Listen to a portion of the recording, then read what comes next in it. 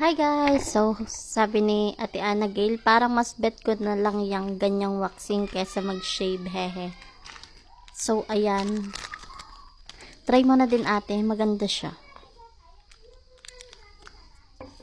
Ito nga pala yung kilikili ko.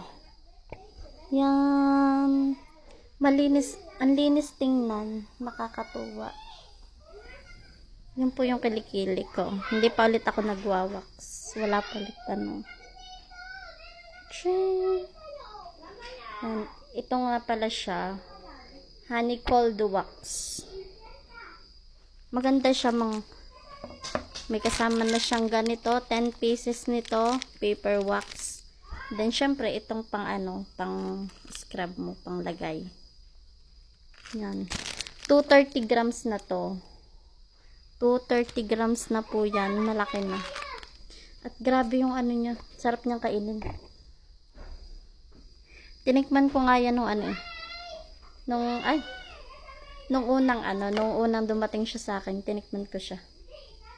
Matamis siya. Siyempre, lasang honey na nga. Lasang honey nga po.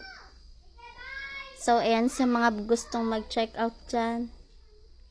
Lalagay ko sa yellow basket. 120 pesos lang po siya. Thank you sa pag-comment, Ate Ana Gail. Try mo na po. Maganda siya. Nakakalinis tingnan lang, kilikili. Ching. Yan sa araw, ang linis niya. Thank you ulit ate.